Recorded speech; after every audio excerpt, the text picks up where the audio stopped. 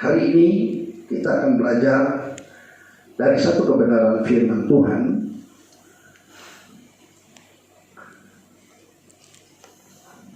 yang saya mengambil bersama-sama dalam Injil Matius 20 ayat 25 sampai ayat yang ke-28.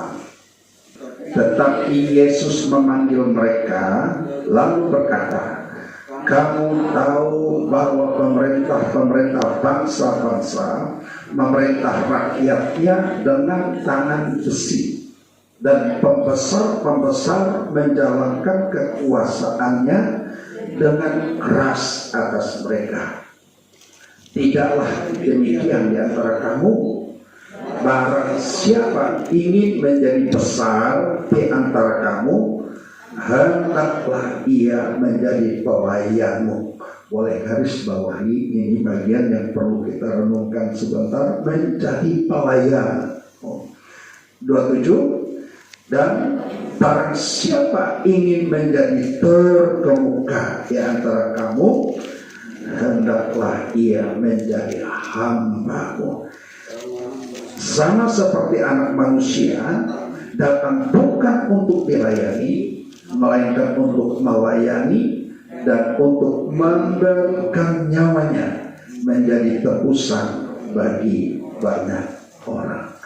Baik Bapak Ibu Saudara yang dikasihi oleh Tuhan, bersyukur hari ini ya kita diberikan kesempatan belajar firman Tuhan, dan lebih mudah saya ingin untuk memberikan bagian firman Tuhan yang kita sudah baca tadi, yaitu bagian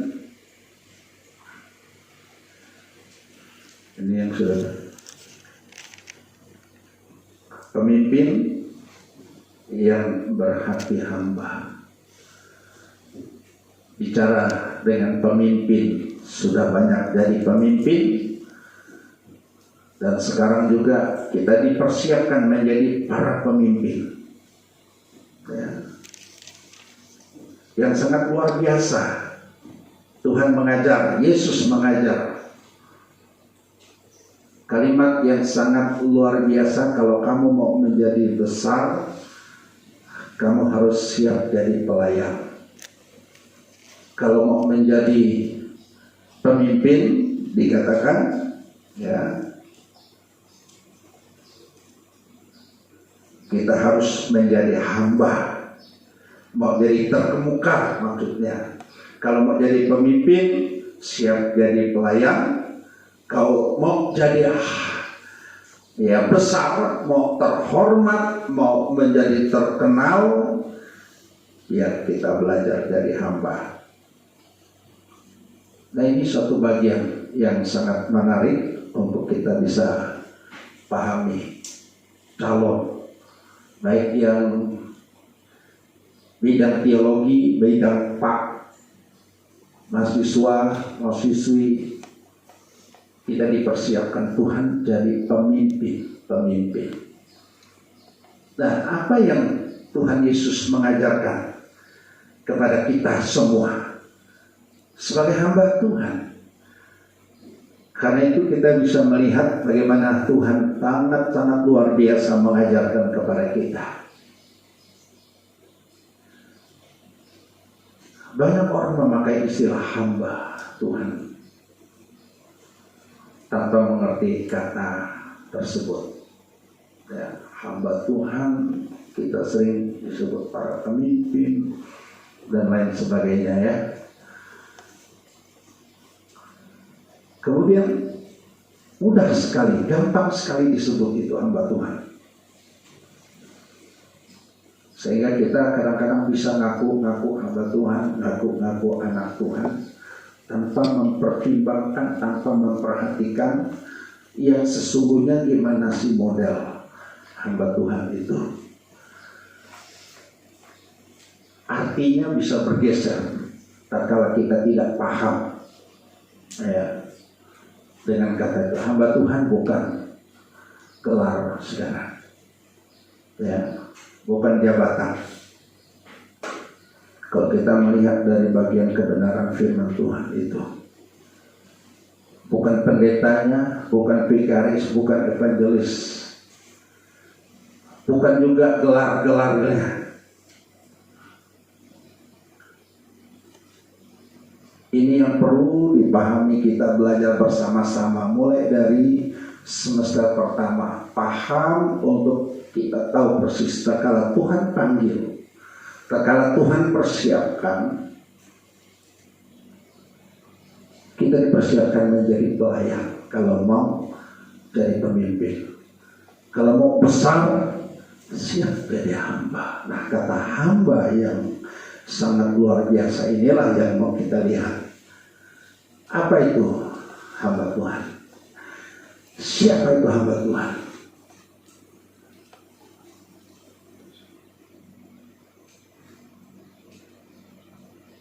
Hamba Tuhan adalah satu gaya atau cara hidup, karakter yang telah menyatu dengan Allah. Hamba Tuhan, gaya atau karakter, gaya hidup yang menyatu dengan Tuhan. Tuh, mungkin orang boleh kata sama dengan gambar anaknya. Makanya lagu yang selalu ku mau sepertimu Yesus, itu kerinduan kita yang sedang dipersiapkan menjadi hamba. Jadi kita bisa menjadi rupa, seturut rupa dan gambar anaknya. Ya. Kemudian karakter yang telah menyatu dengan sifat-sifatnya Tuhan, itu diajar.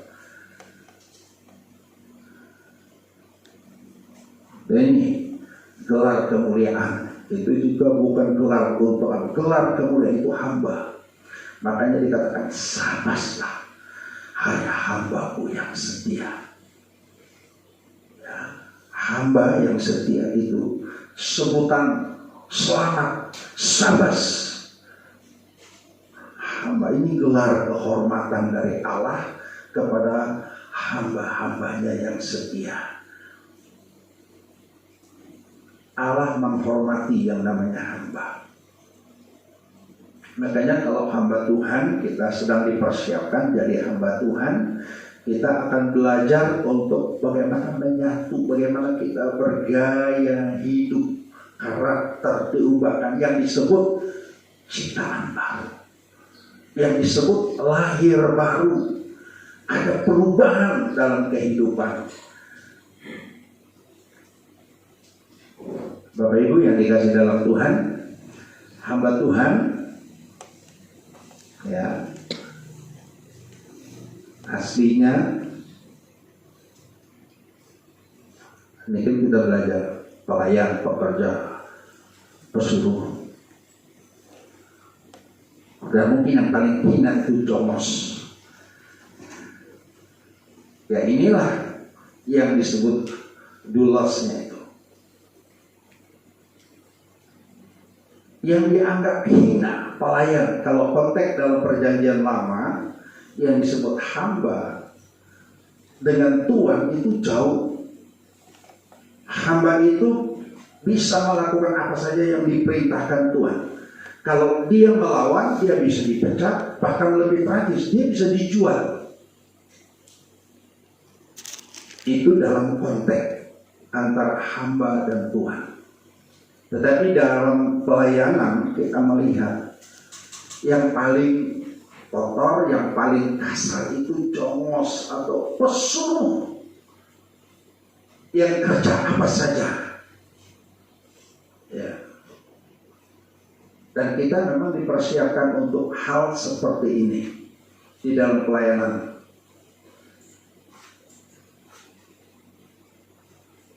Kita ingat waktu awal-awal di dalam mempersiapkan pelayanan, mempersiapkan diri jadi hamba Tuhan. Luar biasa banyak teman-teman, banyak para dosen. Walaupun mereka bukan istilah antara Tuhan dan hamba, tetapi pekerjaan mereka rela menghambakan diri untuk melakukan sesuatu sehingga panggilan Tuhan ini benar-benar dapat tercapai. Ya, ini. Sekarang kita melihat, jadi hamba Tuhan adalah pelayan Tuhan. Dan banyak model pelayan Tuhan yang sekarang kita bisa terapkan. Tidak harus di mimbar pelayan Tuhan. Jadi jangan konsep kita kalau saya hendak bertugas di atas, saya tidak dilihat orang, wah saya ini hina, saya ini tidak terhormat. Bukanlah seperti itu. Saya menyampaikan kepada adik-adik mahasiswa, rekan-rekan, pelayan-pelayan Tuhan, mari kita belajar jadi pelayan, jadi pekerja. Tidak usah gengsi, tidak usah rasa malu. Apalagi kita disuruh menjadi wakil gembala, misalnya saudara tamat selesai, pengurus pemuda nanti dan lain sebagainya, kembali di gereja kita. Atau yang sudah bagian Pak itu mengajar, suruh mengajar sekolah minggu di gereja, gengsi, saya sudah sarjana, tidak bisa, dan lain sebagainya. Nah bukan itu. Nah karena itu hamba Tuhan adalah pelayan Tuhan. Kalau dia hamba manusia, dia pelayan manusia. Dia takut dengan manusia. Dia mencari hormat dari manusia, mencari puji dari manusia. Itu pelayan manusia. Jadi kalau kita masih minta puji dari manusia, minta puji dari pemimpin, minta puji dari orang, kita secara tidak sadar kita ada pelayan orang itu.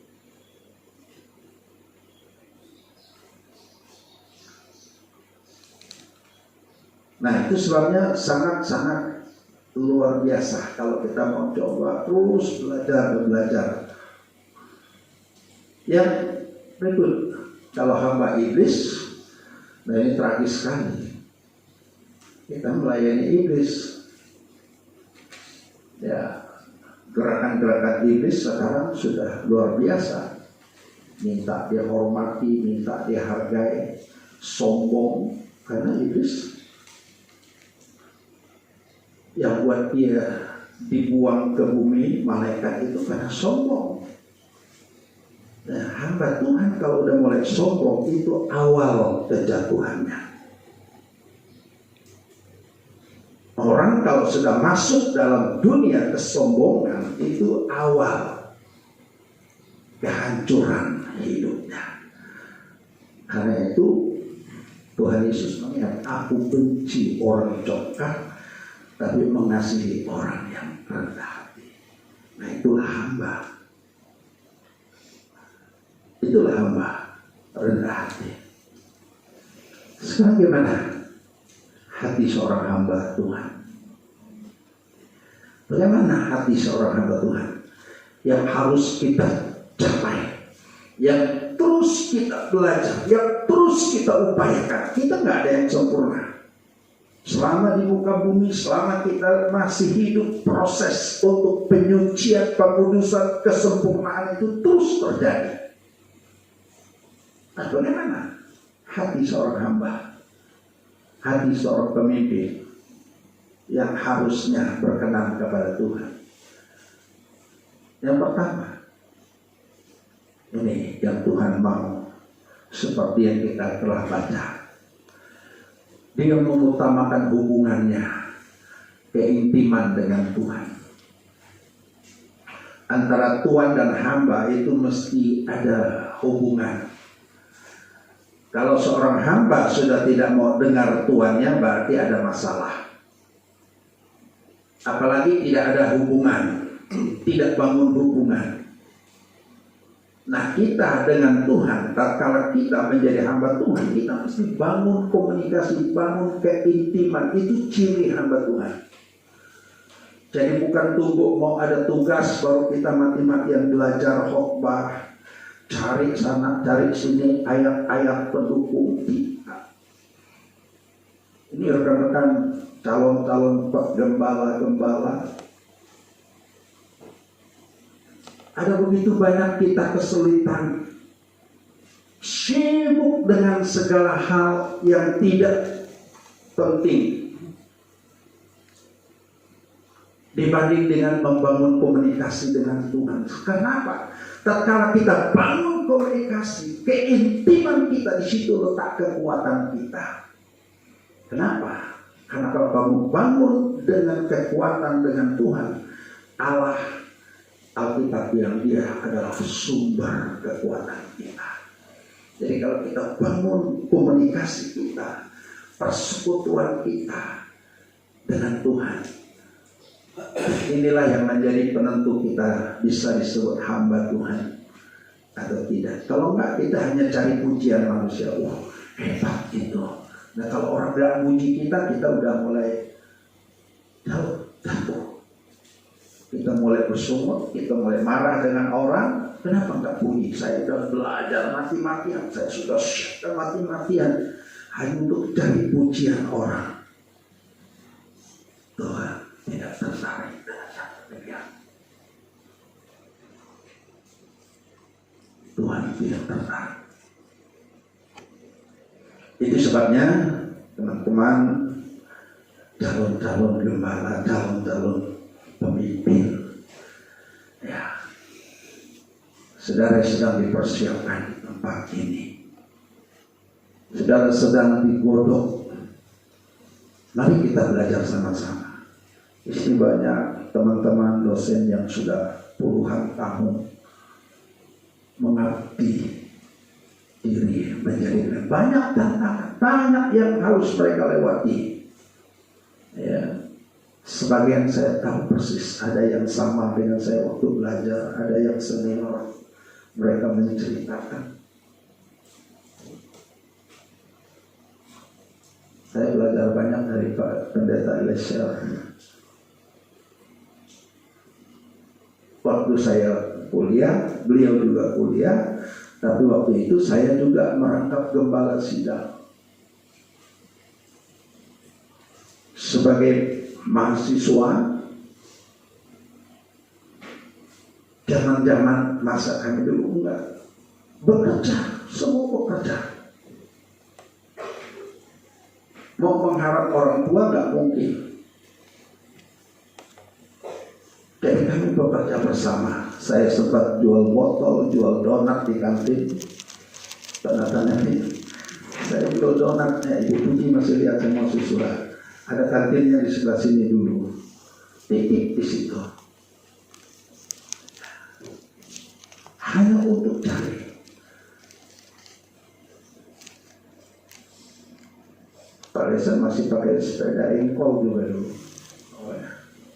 Maaf ngomong tidak merendah, tetapi inilah hamba. Dan saya belajar banyak. Dia jadi pemimpin, dia jadi ketua wilayah.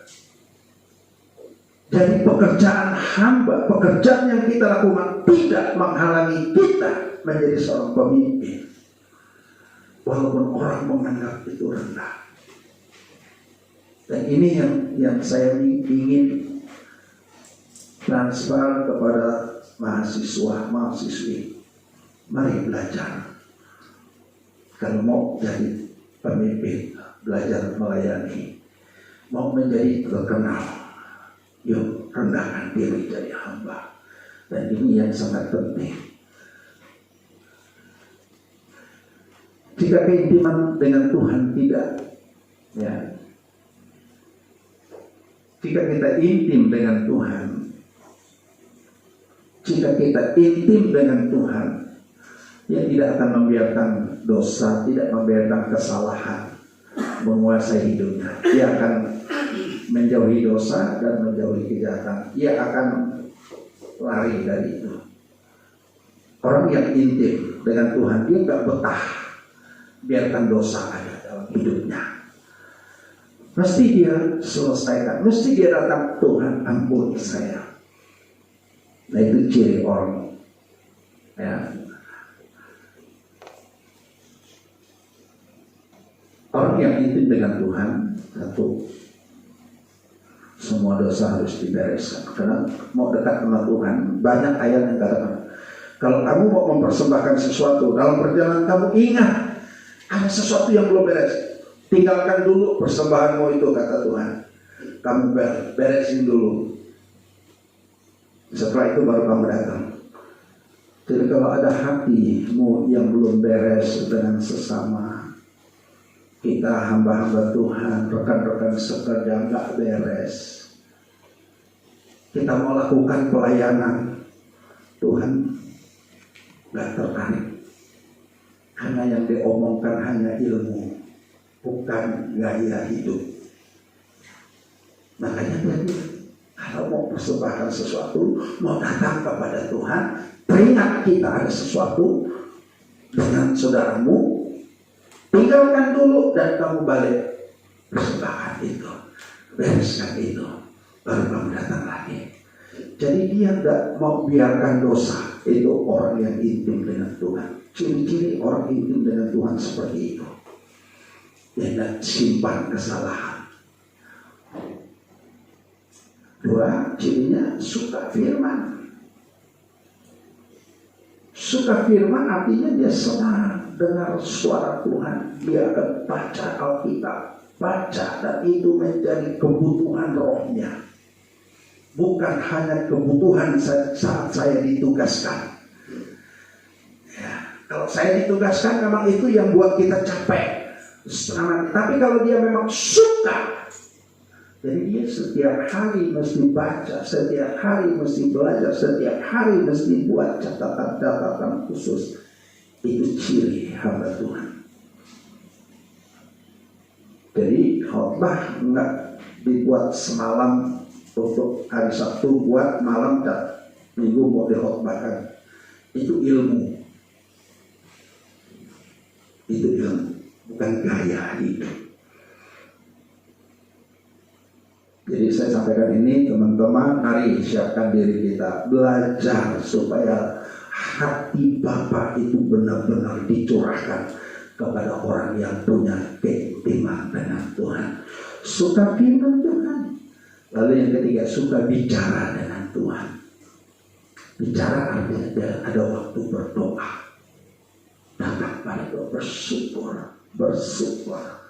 kepada Tuhan. Nah, ini satu hal yang sangat dahsyat.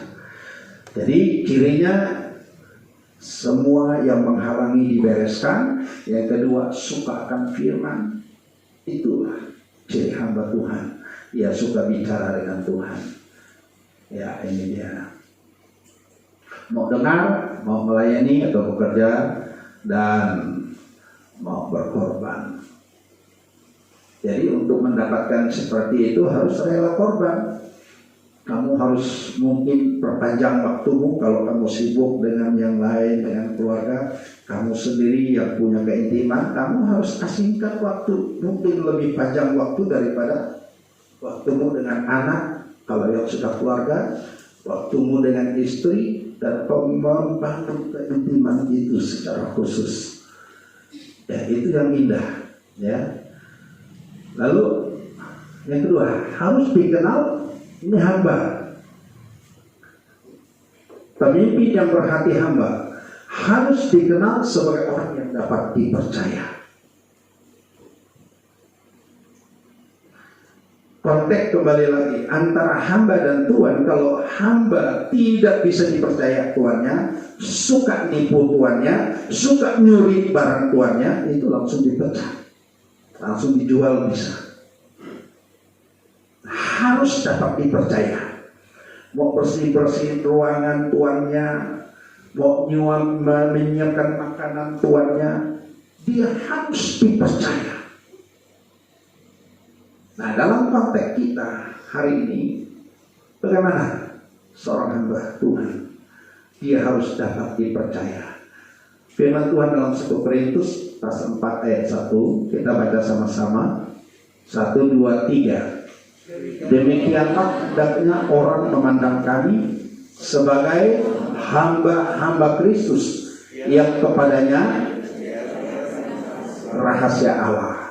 Kita hamba dipercayakan rahasia. Di situ ada kunci untuk hamba Tuhan. Kunci untuk tahu rahasianya Tuhan itu di tangan hamba-hamba Tuhan. Lalu ayat yang kedua, 1, 2, 3, yang akhirnya dituntut dari pelayan-pelayan demikian ialah bahwa mereka ternyata, kalau saudara hamba Tuhan gak bisa dipercaya, gembala, kamu nipu uang gereja, jangan mimpi kamu diberkati.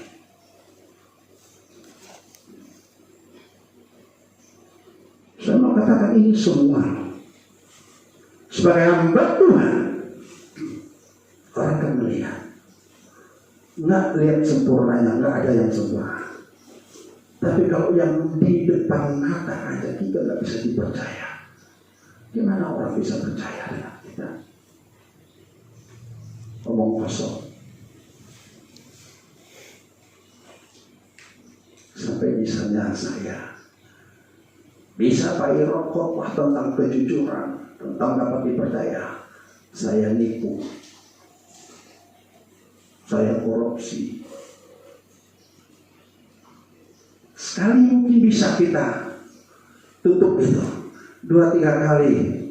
Makanya ada pepatah, sepandai-pandai tupai melompat, ada saatnya dia jatuh. Ketahuan. Ini rekan-rekan, kayaknya ini sangat serius ya. Tapi saya ini kata yang akhir-akhir ini membuat masalah di dalam pelayanan kita. Karena ketidakpercayaan. Orang udah gak percaya dengan hamba Tuhan kalau begitu. Sehingga jangan kok hamba Tuhan, ngapain hamba Tuhan, bohong aja. Kalau kamu jadi hamba Tuhan suka bohong orang akan cap semua hamba Tuhan bohong.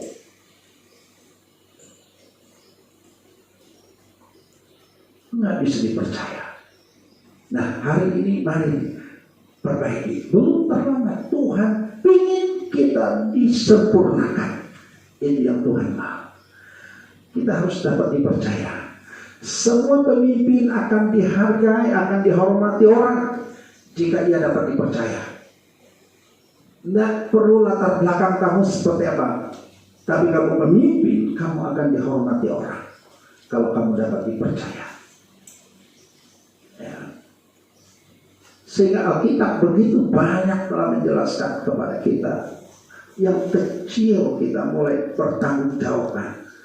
Kalau kita nggak setia yang kecil, gimana yang besar? Omong kosong.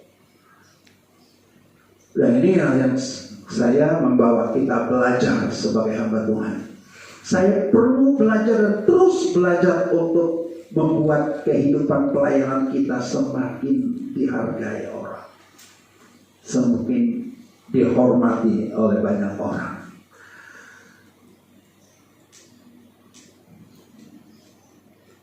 Hamba yang dapat dipercaya adalah ia yang gaya hidupnya transparan. Orang melihat kejujurannya, kepolosannya. Orang nggak lihat kekurangan juga ada. Siapa yang sempurna? Nggak ada. Transparan. Kita ngaku kita kurang. Ya. Jadi jangan berlagak tahu atau bahasa sok tahu, padahal nggak tahu. Nah ini kan kebodohan namanya dari kita. Itu yang disebut pemimpin yang berintegritas. Pemimpin yang berhati hamba. Terakhir, sebelum terakhir itu ciri-ciri orang tadi yang punya dia setia, ya, orang yang dapat dipercaya itu setia, kemudian jujur, taat. Apa aja dia lakukan dengan setia, biarpun itu kecil kelihatannya, setia. Kalau kita misalnya diberikan peraturan di sekolah, di kampus, jaga kebersihan, jangan kita buang sembarangan. Saya kalau makan permen, maka kulitnya masuk dalam tas saya, nanti saya buang. Jangan buang di sembarangan begitu. untuk bagian yang kecil saja kita bisa melihat. Ya, jujur, sudah boleh nggak jujur dengan sesama, tapi dengan Tuhan kita nggak bisa tutup. Dan ini hal yang sangat luar biasa. Saya katakan, kalau kita menjadi orang yang dapat dipercaya, modalnya ini Tuhan kasih kita 1 juta, setia, jujur, taat. Ini orang yang dapat dipercaya. Modalnya 1 juta. Baik, terakhir yang harus dikenal sebagai orang yang punya kasih. Hamba Tuhan punya kasih. Ini sangat-sangat menjadi dasar pengajaran gereja, dasar pengajaran Kristen, dan tolak ukur orang melihat itu kita di sana. Kasih. Ya. 1 Korintus 13 sangat jelas di situ. Kalau kita memperhatikannya, mari kita baca sama-sama. 1, 2, 3. Sekalipun aku dapat berkata-kata dengan semua bahasa manusia dan bahasa malaikat, tetapi jika aku tidak mempunyai kasih, aku sama dengan gong yang berkumandang dan canang yang gemericik. Omong kosong. Kamu hebat, punya pengetahuan, dikatakan menguasai semua bahasa manusia, termasuk bahasa malaikat. Ya. Mungkin bahasa roh yang selalu dipelajari orang. Tetapi kalau kamu tidak punya kasih, kamu cuek, nggak ada peduli, kamu tidak bisa lakukan yang bisa kamu buat untuk orang, Tuhan bilang itu nol besar, kosong. Ayat 2, 1, 2, 3. Sekalipun aku mempunyai karunia, ini orang rohani ini, untuk bernubuat, dan aku mengetahui segala rahasia, untuk memiliki seluruh pengetahuan, berhikmat ini namanya. Dan sekalipun aku memiliki iman yang sempurna untuk memindahkan gunung, tetapi jika aku tidak punya kasih, aku sama sekali tidak. Kamu punya pengetahuan hebat, kamu rohaninya kayaknya seperti malaikat, tapi kalau nggak punya kasih, Tuhan bilang nggak ada gunanya. Ayat terakhir, ketiga, 1, 2, 3. Dan sekalipun aku membagi-bagi segala sesuatu yang ada padaku, ini karunia memberi, ini orang-orang suka beri, bahkan menyerah tubuh untuk dibakar, tetapi jika aku tidak mempunyai kasih, sedikit pun tidak ada faedahnya bagiku. Ini kalau saya baca penekanan-penekanan seperti itu, ngeri. Saya sudah nyokong, saya sudah begini, karena ini pemberian kita ini bukan untuk keselamatan. Yang Tuhan mau, di sana ada kasih, di sana tidak ada dendam lagi, di sana tidak ada kepahitan lagi, di sana ada semua bersaudara. Ini itu bicara masa kekekalan, kasih, ya, kasih. Makanya terkala tidak ada kasih, sedikit pun tidak ada faedah bagiku. Itu pengajaran Paulus yang luar biasa mengingatkan kepada jemaat Tuhan. Ya, nah karena itu orang boleh punya kepintaran hebat, orang boleh punya harta dan pengalaman segudang mungkin, orang boleh mempunyai gelar, titel atau kedudukan yang sangat tinggi. Tetapi jika tidak punya kasih, ya, jika tidak punya kasih, semuanya itu tidak berguna, tidak ada faedah. Dan saya ingin supaya kita bisa melihat. Ini kita baca lanjutan, baca aja sendiri, tidak usah dibaca. Semua tahu apa itu kasih. Ya, saya percaya itulah hati seorang hamba.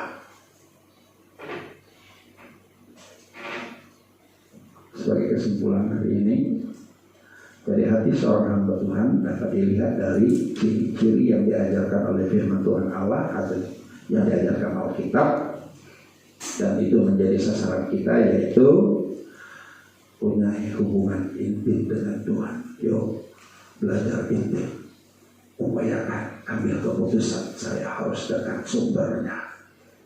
Yesus adalah sumber. Yang kedua, dikenal sebagai orang yang dapat dipercaya.